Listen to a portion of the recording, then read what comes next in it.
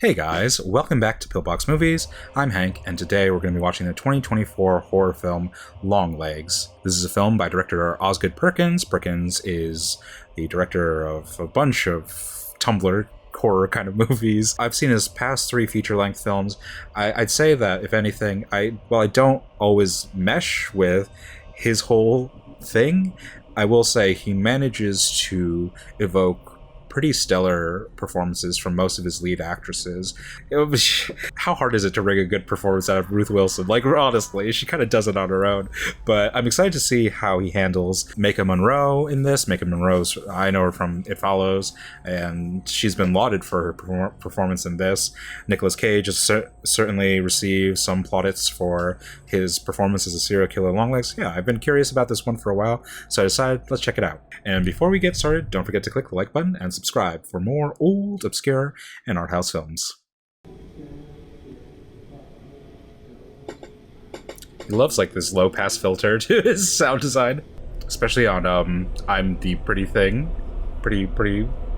that lives in the house. He's got those kind of titles.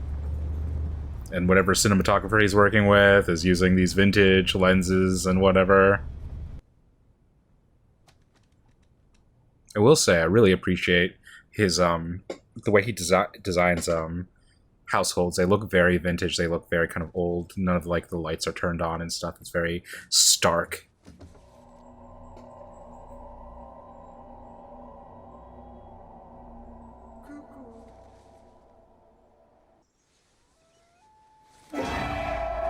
There she is.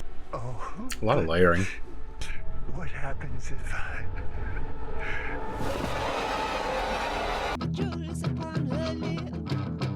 Oh, Blair Underwood's in this. That's cool. He's a middle-aged Caucasian male and not likely to go quietly. See if you want to be the one who hangs back. Jesus, what kind of lenses did they use for this? It's like I'm watching The Revenant. It's that one. What's what one? He's in there. I'll go take a look. Alright? Hi, I was wondering if you take a look at that for me. Watch the window. Yeah, you see what I mean about keeping a lot of like the practicals off and stuff, keeping a lot of the lighting off, and just letting kind of natural light come in through the windows. It's very stark directional lighting. Don't move. Oh no. Can someone tell me what I'm doing here? Psyche eval. Lee Harker, are you ready to begin? State the first word that comes to mind to accompany each image. Camera, table, legs. Legs. A number has been generated between 0 and 100 inclusive. What is the number? They're trying to sense if she's psychic? That's interesting. I don't know. 33? I forgot what the name of that program is. I need to talk to someone about my beautiful mariners. What year is this? You beat that numbers generator 8 times. How'd you do that? Half psychic is better than not psychic at all, I'd say. Not necessarily. 4 victims, but technically 3 murders and a suicide. Stabbed his wife 61 times before the blade snapped off the handle. 10 letters like it. Made by the same hand. Cool. 10 houses, 10 families over the past 30 years. Longlegs. Gonna pause for a second. I don't know if it exactly ties into the other films that Perkins has directed, but this is reminding me a little bit of Blackcoat's Daughter in terms of tracing a murder spree and or serial killings across multiple years, and involving like a case of somehow like possession and or hypnotism. I'm trying to recall if something like that occurs in Gretel and Hansel, or I'm the Pretty Thing That Lives in the House. I wouldn't necessarily say those are movies about suggestion necessarily, but perhaps like the kind of like influence or persuasion that the other world, that the supernatural or psychic world has with members of the human world or the real world that are more prone or susceptible. 14th of every month. Astrological? Longlegs? Apricorn? No DNA, no. So no fingerprints.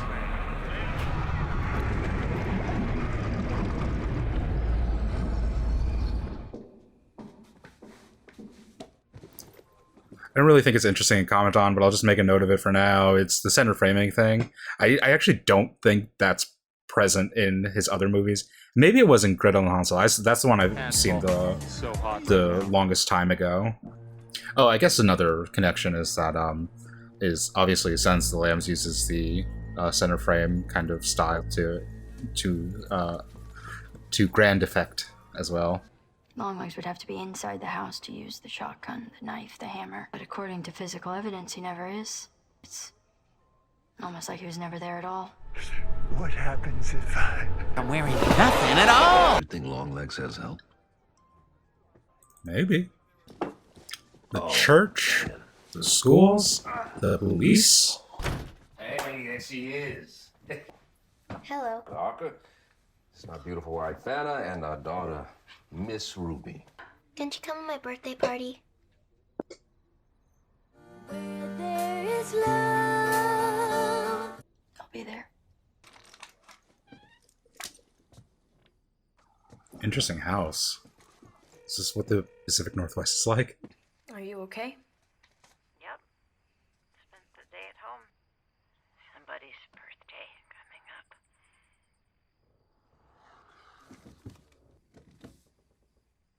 Mom, I gotta go. I'll call you back, okay?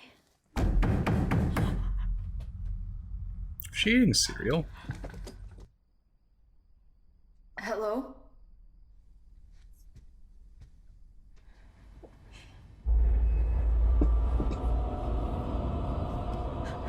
This is always a great little moment in these kind of movies in terms of the ways that you get a principal character to relate to the audience and the way you kind of distinguish them from the audience. When you have a character who's like law enforcement or like some sort of protector actually walk into the danger as opposed to away from it. It's scary, but it's a way of like kind of like signaling to your audience where their values lie. It's the Batman running into the falling metropolis scene.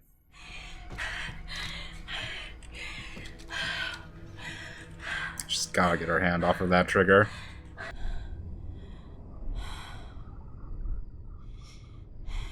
It's somebody's birthday. Okay, so we've got two like setups for birthdays for potential murders coming up. It's going to be Harker's birthday soon, and also the little girl from her supervisor's family. The light's on in the kitchen. It wasn't before. Now the light's off. Okay, that continuity is going to fuck with me a little bit. Take a photocopy. Okay, now it's on again. That continuity is going to fuck with me. What is going on with that? Yes, Mom, I'm fine. We're real late on this one. And the girl's birthday was the 14th? How'd you figure that out? I only looked long enough, sir. They didn't have like cryptologists look into it. It looks like it's a one-to-one cipher. How long ago? I'd say about a month. Jesus. Where's a lot of turtlenecks? When did the body thing? How's the cat still alive?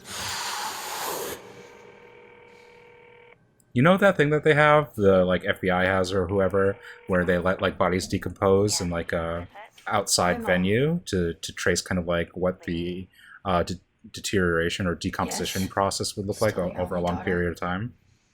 Flesh farm. This is also something that's in Blackcoat's Daughter, long conversations on the phone. With work. Especially I payphone. probably won't be able to make it. I want to, it's just...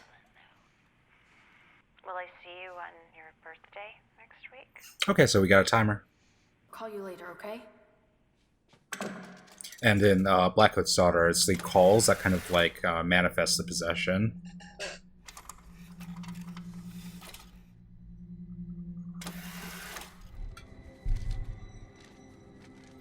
In reference to another Jodie Foster movie, Contact.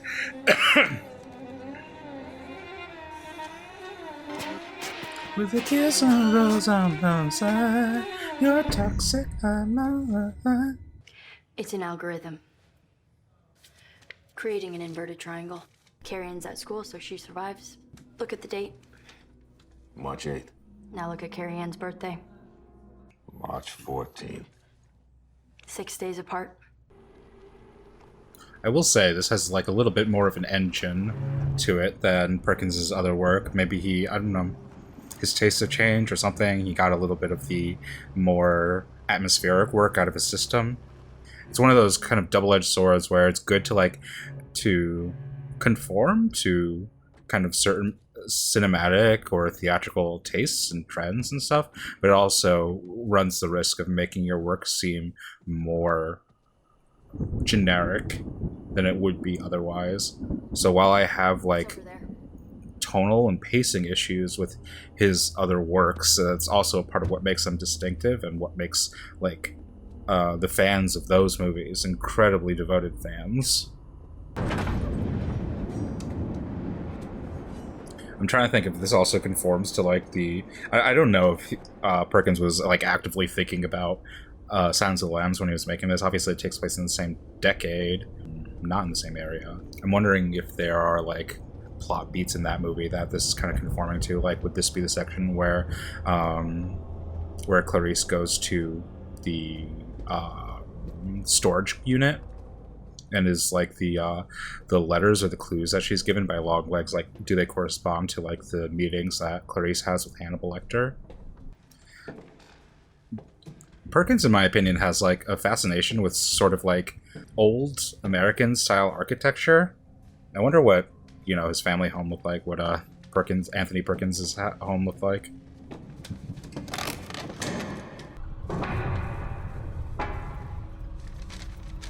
Smiley face.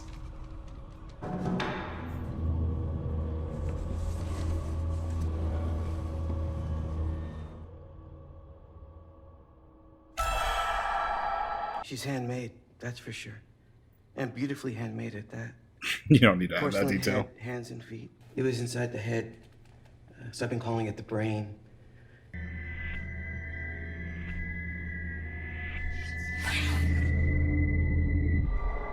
Hebby something? Lou Reed? Something to do with snakes. Nice to meet you, Carrie Ann. Is it like a snake you're charmer? Not afraid of a little bit of dark. Voodoo dolls?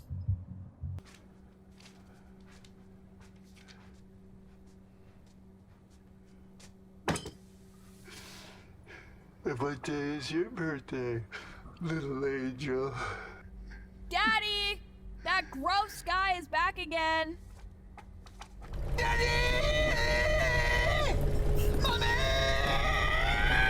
Well, there's a Nicolas Cage you come to expect. I've seen you before. I don't think so. Oh, is it, Kiernan Shipka? Been to my house. Shipka? Fresh off of Twisters. Someone looks lots like you anyway. She was also in The Black Coat's Daughter. Do you remember your parents? Wasn't the first case in They didn't even know what to 1966? do with themselves. Now this is confusing me. I mean, gosh, and I knew I was a handful as it was. That's something I remember good.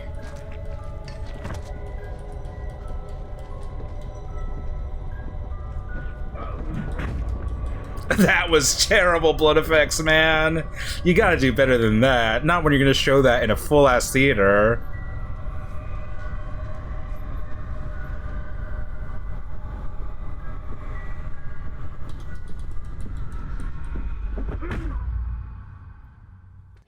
I'm getting a little bit You had a visitor yesterday. messed up on the dates now, but also, like, I don't know. He also cast, like, Kiernan Shipka and Emma Roberts as, like, the same character, like, 5 or 7 years apart. So there's some aspects to his, like, I don't know, his casting that doesn't conform to, like, regular, Like like, if he told me to take a jumpy out a window, I'd surely do. aging in cinema. Or if he told me to kill you right here in this room with my bare hand, I'd surely do. A special doll that looked just like you. Nope. And you don't remember it either.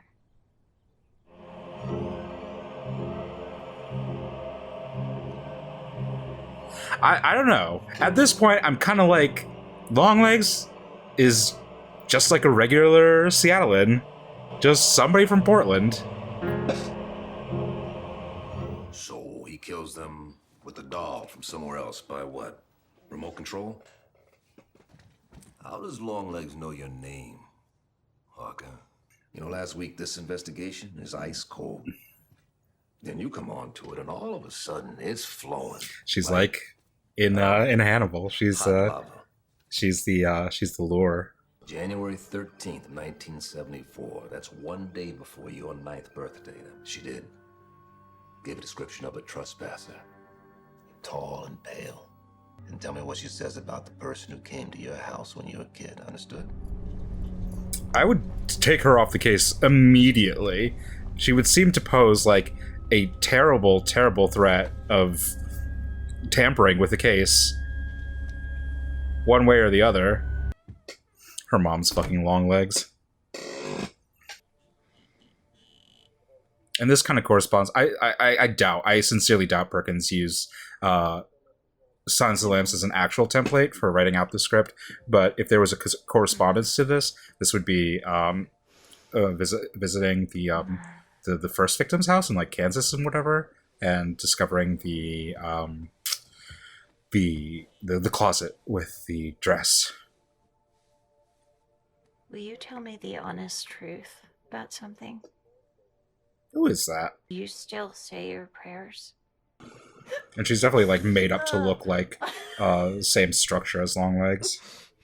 I know her from something. What the fuck did I see her in? It was some nerd shit. I don't think it was Dune.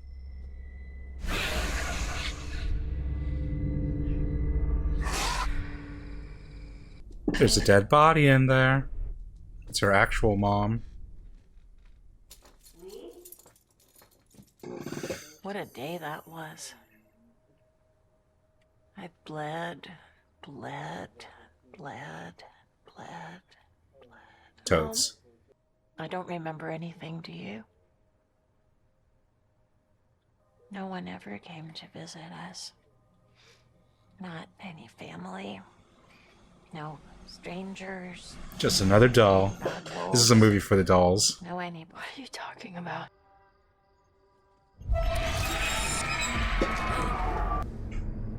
Longlegs is Daddy. I guess that makes sense with the title. Daddy Longlegs. Okay. Excuse me. Who are you and why are you talking to my kid? Make me go now. Oh, is this like rock music? Like hypnotizing kids? Like Satan coming in through rock music? That is so funny if that's what this movie is about. Fucking playing the lyrics backwards. He's like a satanic like rock star. That'd be so funny. This movie has been a swerve the entire time. It was actually a comedy about satanic, like 70s satanic shit. Did you go see your mother? What's this? It's him.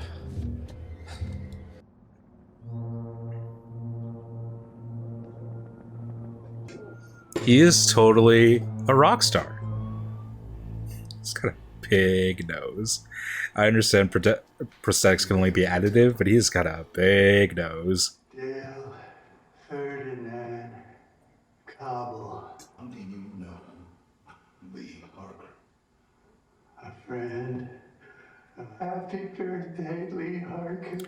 I'm wondering if there's actually going to be a plot thread that ties in to her opening the birthday card early. Otherwise, it was just like an empty threat. There are some things in this that I want to be like tied up in the end. It doesn't have to be like completely perfect or clean, but I'd like to know why the 14th in particular, other than, I mean, if they give a simple explanation of it has some sort of satanic significance or whatever, I guess I can work with that. Or if there were any consequences to her opening the letter early. It goes on like that for a while. It has to be someone that the families felt comfortable letting into their house. Someone they know or have met before.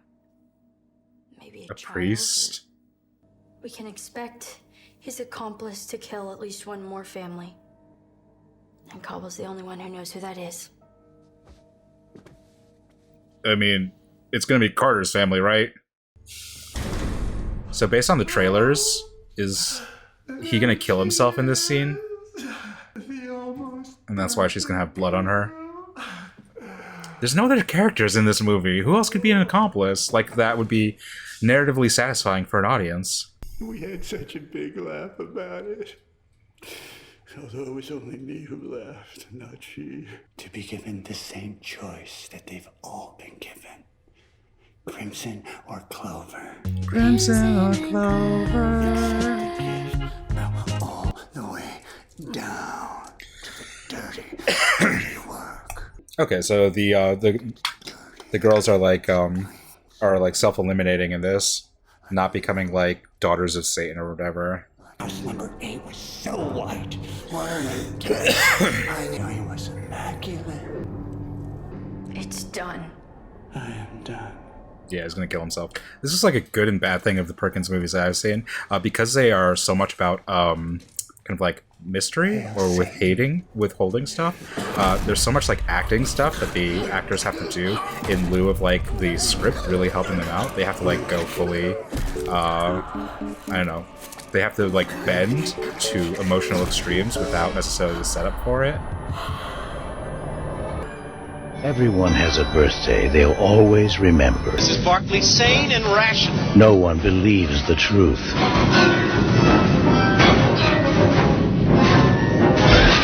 Or lives to tell it. There's nothing nice about murder. And there's nothing innocent about child's play. Yeah, they really shouldn't have used this for the trailers. It's just giving away way too much. While you're in there, Carrie and Camera jumped off the roof at Water Rock. Why are you yelling at her? She literally just had a traumatic experience on the job. Like you need to process her.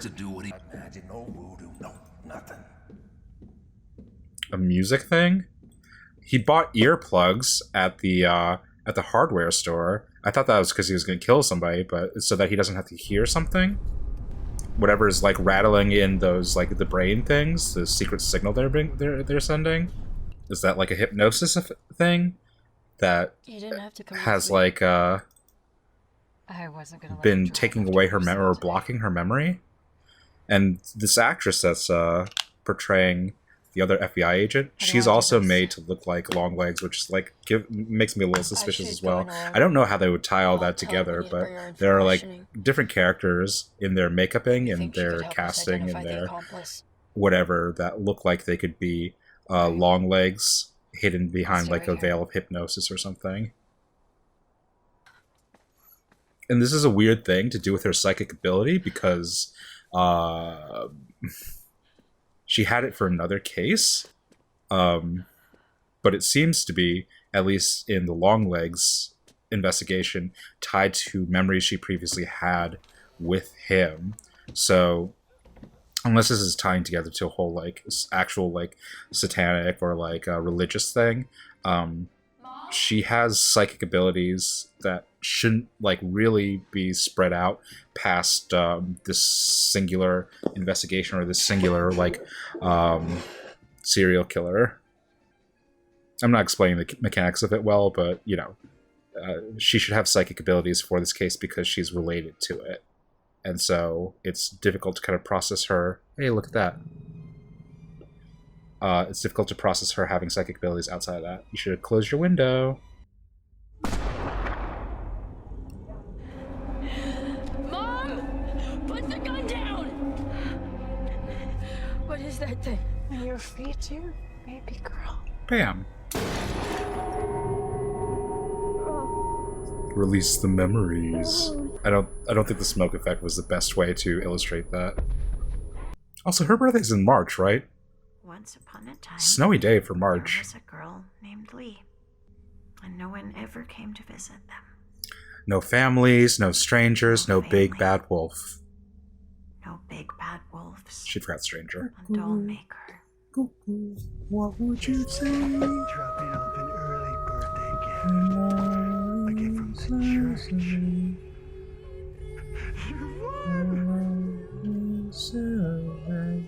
The doll maker started his work. July, how far I fly. Terrible magic. The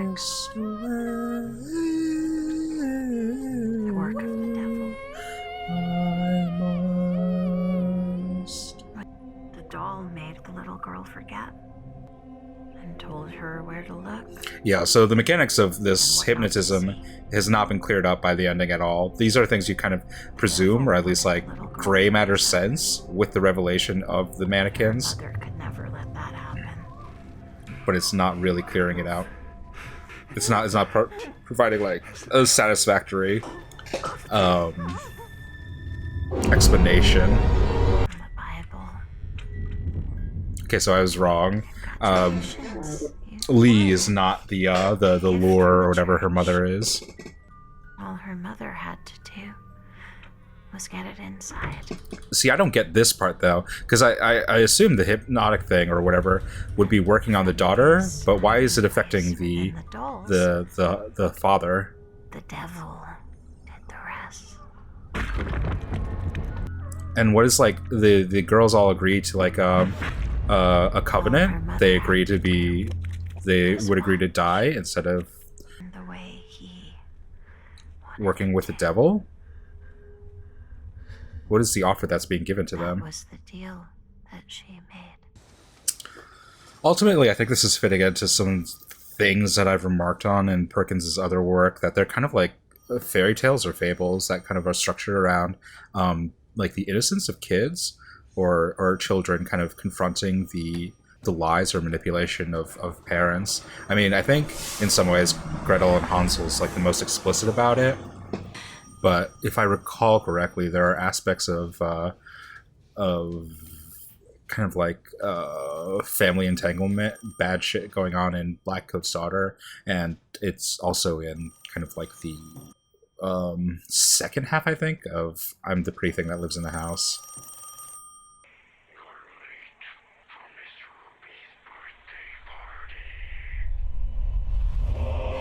Yeah, so this is where we thought it was going to end, with Blair Underwood's family being killed. Don't forget to bring them a doll.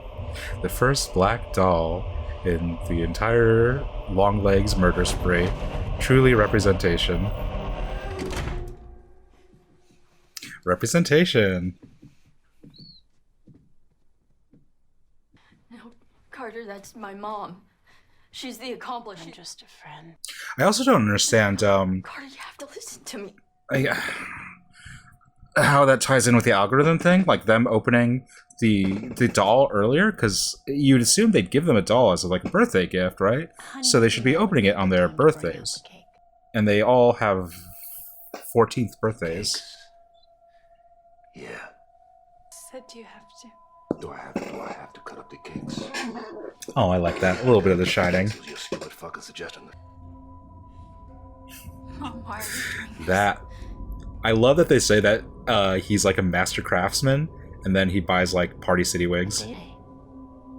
Then we will burn, and twist, and burn, and twist. Oh, so that's the covenant that they make. They're making like a Jesus thing. The little girl named Lee would be allowed to grow up, and that makes it right. And so And I do it again. And again. He'll say it. Carter, stop. Mom, please. Don't come in. See, that music video? Sabrina Carpenter? Oh, look, it's a cross. Ain't that funny? There's no resolution to this movie. I don't really... This is kind of what I said about like the double-edged sword of Perkins kind of conforming to a more conventional narrative structure, that when he was doing vibe-space movies, baffling, that if Perkins wanted to conform to more conventional script structuring, story structuring to his movies, he would lose kind of the sense of his more atmospheric films, his less plot-driven or results-oriented films. I think like Black Coat Starter plays kind of like a safe space in the middle, where there is a plot to it, but it's kind of very, very, very simplistic, and the only way that you can't like anticipate the twist of it is because it's using non-logic, or it's using like information that you don't have, like demonic possession shit. Stuff that would be outside of your control as an audience member to kind of deduce, and so it's not like a mystery that's like solvable. It's like an internal feeling of mystery that gets resolved in a like morality sense, as opposed to like a narrative sense, like the mystery is resolved in identifying the evil of the world, as opposed to saying how the evil like really operates. Nobody really cares how a demon or a ghost operates, because it's not really like a logical convention. By dint of it being a supernatural force, then you don't have to like follow too many narrative like structural conventions as a result. And here I think like, because it was like, I don't know, I think Perkins introduced the supernatural element early enough, but because this is following a serial killer case and it's following that like design of like the Silence of the Lambs or Seven or something of that nature, there is a degree of like completionism that you want with it, that you want the script to be like narratively rigorous, and for the like the accomplice or the solution to feel satisfactory. And so when it reveals itself to be like a Hail Satan, this was all supernatural the entire time thing, that doesn't feel as satisfying. It leaves a lot of dangling threads, like why is every girl's birthday on the 14th? Like if this was an algorithm for him to solve, like what is it really based out of? Except to say that's just like what Satan told him or whatever.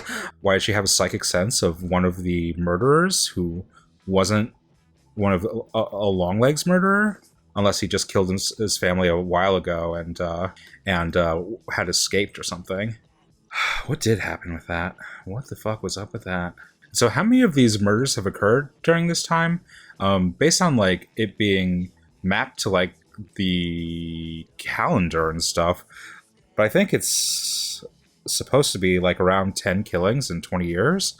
Why has it ramped up so insanely in the past couple months? Like I get that this is, you know, narrative expedience and stuff, but there was the murder of the family that was going to go to Los Angeles. There's Supervisor Carter's family, and then there's the stuff with Agent Carter and her mother and Longlegs themselves happening. And if we want to assume the first case that she goes on is another Longlegs murder, which it doesn't seem to be the way they introduce her to the case after she takes the psych eval, that would make 3 within this like month-long span, this 2-week span actually. And why did they show the scene of Longlegs going to the hardware store? I thought that was foreshadowing something. I thought that maybe his form of hypnotism had to do with something you hear.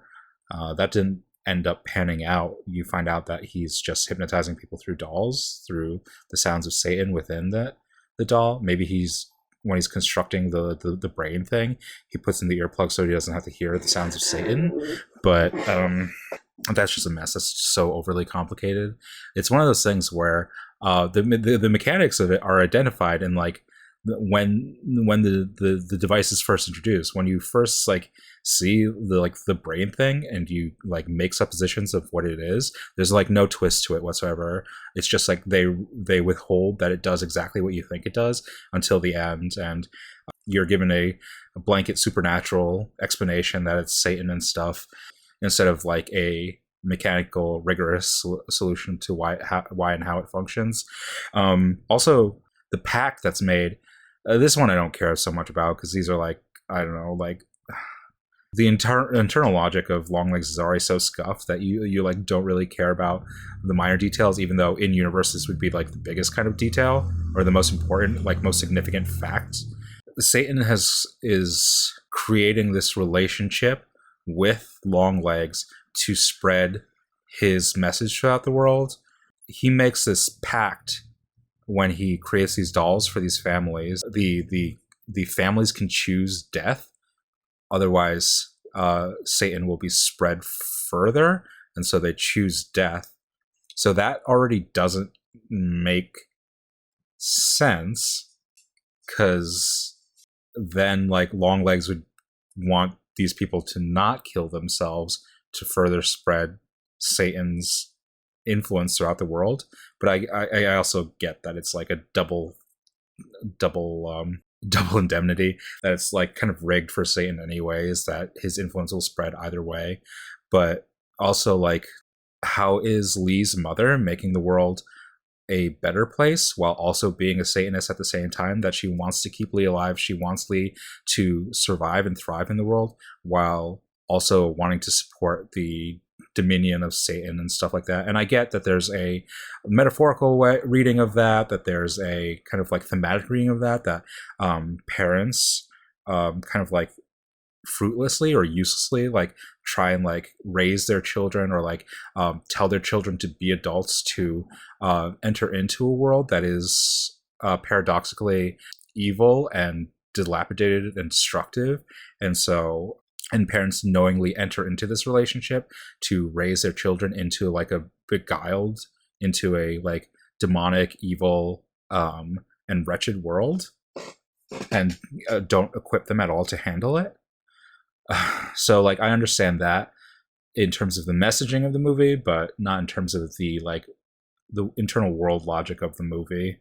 Yeah, this is a mess. This is a mess. Atmospherically, technically, like in terms of the direction, I thought it was pretty good. I don't think it was like, I don't think it's as virtuoso as his other movies. For me, there's kind of a vibe where I do get like he's trying to evoke a certain area, a certain atmosphere, a certain decade, and like try and capture the Twin Peaks of it all, the horror outdoorsy aspect of it all. But and also there's like tax incentives to shoot in Canada, obviously. But this movie went into the dreary territory without recovering a lot out of it. I think it was like dreary, outdoorsy, Pacific Northwesty, without pulling out some sort of intrigue or mystery or fascination with it in the way that I think like Lynch handles Twin Peaks comparatively. And I as with like all of his movies, I think like the performers are really good.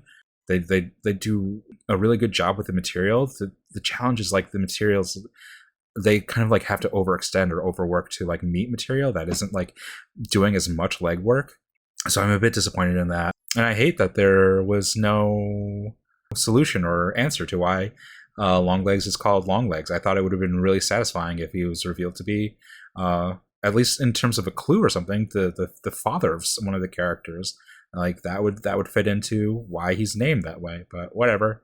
This was certainly not a movie that was set out to solve any of the problems, any of the questions or mysteries it poses. So fool on me. I am the fool for wanting more out of it. Yeah, that was Longlegs. That was something. I'm surprised to say that I prefer all of his other movies to this, because I don't actually like most of his movies that much. But this, by trying to enter into the serial killer thriller genre, left so many questions unanswered, had so many structural issues to it. I can't really in good faith recommend this movie. I don't know. Let me know what you think of Longlegs, I guess. In the meantime, don't forget to click the like button and subscribe for more old, obscure, and art house films. And until next time, keep watching good movies.